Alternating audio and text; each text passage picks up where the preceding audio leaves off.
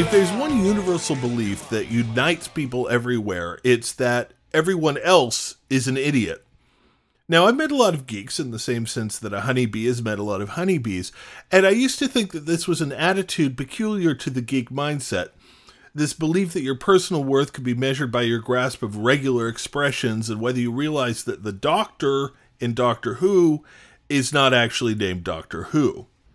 As it turns out, though, everybody thinks this. Like, if you get on the bus, you'll end up sitting in front of some guy who lost 3 fingers in a panini accident, and he's got a garage full of ketchup packets, because you never know.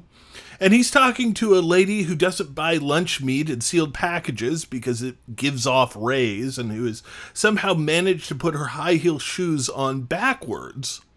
And they'll be talking to each other. What'll they be saying? Oh, man. You know, everyone's an idiot but us. Oh, yeah, I completely agree. They're all just completely stupid. Yep. Are you going to use that ketchup packet? So, if everyone thinks they're the most sensible person on the planet, then how do you know who really is? I mean, there has to be some objective way to measure intelligence. IQ tests? You know, one of the first things I learned on the web back in the day is that if someone boasts about their IQ on their web page, there's no reason to read any further, because what follows is going to be a steady stream of highly refined nonsense. I have an IQ of 176, so you can believe me when I tell you that the true reason for declining SAT scores is the advent of laser printing. You see, kids used to have to read these faded purple mimeographs handed out in class. They actually had to work to read, and that made them smarter. Money? I mean, people who are rich must know something. They're rich. Problem with that is that when your neighbor wins the lottery and in celebration sets his lawn on fire, you're going to have to accept his mental superiority.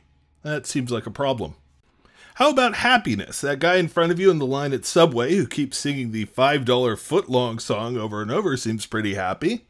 Maybe it's his little stuffed ocelot that he keeps fondling.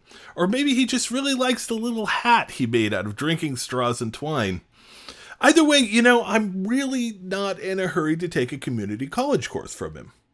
So obviously, the only quality that really separates the bright from the dull is the ability to recognize intelligence when you see it.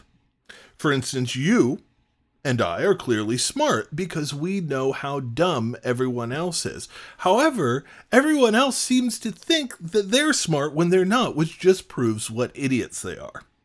Now, you may not agree that this is the only objective way to measure intelligence, and if you don't, I think that kind of shows which group you're in.